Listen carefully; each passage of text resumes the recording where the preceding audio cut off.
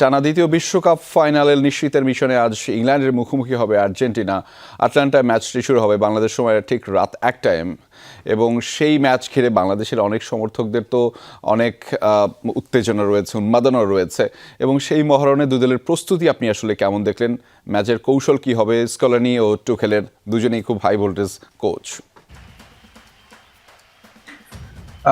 রেজা, এই ম্যাচটি এখন পর্যন্ত বলা যাচ্ছে যে শুধু মাঠের লড়াইয়ের যে হাই ভোল্টেজ ম্যাচ বলবেন সেটা ঠিক আছে, কিন্তু এর বাইরের কিছু বিষয়ের কারণে কিন্তু এই ম্যাচটার গুরুত্বটা একটু অনেক বেশি এবং এটার হাইপটা অনেক বেশি।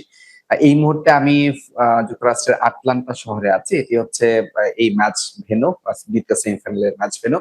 আমরা যখন আর্জেন্টিনা এবং ইংল্যান্ড দলের অনুশীলন এবং প্রেস কনফারেন্স শেষে, আমাদের নিউজ শেষে আমরা যখন ফিরছিলাম, পুরো শহরেই রাস্তাঘাটে কিন্তু আমরা দেখছিলাম যে এতদিন ছিল আর্জেন্টিনা সমর্থকদের একক আধিপত্য, এখন কিন্তু সেখানে ভাগ বসিয়েছে ইংলিশ সমর্থকরা এবং তারা কিন্তু একজন আরেকজনের সাথে বেশ টিজ করা বা মজা করা সেটা কিন্তু করছেন এবং ইংলিশ সমর্থকদেরকে একটু বেশি অ্যারোগেন্ট দেখেছি, যেখানে আর্জেন্টিনা কিছুটা কোণঠাসা হয়ে পড়েছেন যেটা মনে হচ্ছিল আর কি। এবং পুরো রাস্তায় আমরা দেখেছি যে পুলিশের টহল এবং আইন শৃঙ্খলা রক্ষাকারী বাহিনী তারা কিন্তু বেশ সতর্ক অবস্থানে এখানে যে কোনো ধরনের হাঙ্গামা বা দাঙ্গা সেটার ব্যাপারে রেড অ্যালার্ট জারি করা হয়েছে। তো বোঝা যাচ্ছে যে আসলে ম্যাচটা কেমন হবে। মাঠের বাইরের উত্তাপটা যদি এরকম হয়, মাঠে তো নিশ্চয়ই আরো বড় ধরনের চমক অপেক্ষা করছে।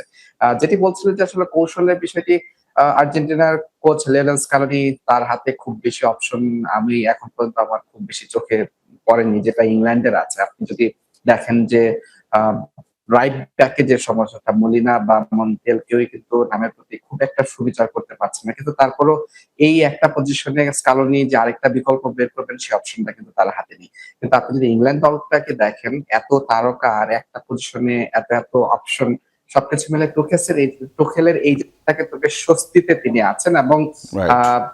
ইংলিশ মিডিয়া বা অন্যান্য যে গণমাধ্যম গুলোতে কিন্তু এটা নিয়ে প্রতিনিয়তই আর্জেন্টিনার দুর্বলতার কথা তুলে ধরা হচ্ছে এবং ম্যাচের আগে যে স্নায়ুর যুদ্ধ, সেখানে ইংল্যান্ড দলের সাথে আমার মনে হয় যে ইংলিশ গণমাধ্যম বেশ ভালোভাবে উঠে পড়ে একদমই লেগেছে। একদমই তবে এই দুর্বলতার দিন শেষে জায়গাগুলো নিয়ে আমাদের সহকর্মী হাসিনুর রহমানের কিছু প্রশ্ন রয়েছে, সেটি একটু শুনতে চাই।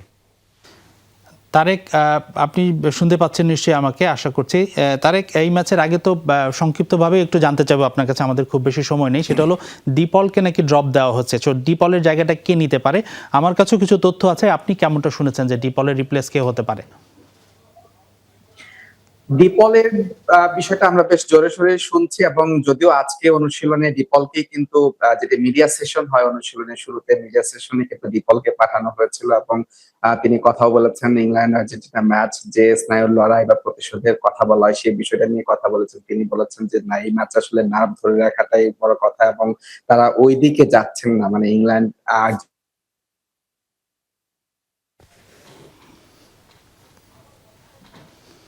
আমরা হয়তো মুজদিবিন তারেকের সংযোগটা আমাদের কাছে বিচ্ছিন্ন হয়ে গেছে, আবারও ফিরে যাচ্ছি আহমেদ রেজার কাছে।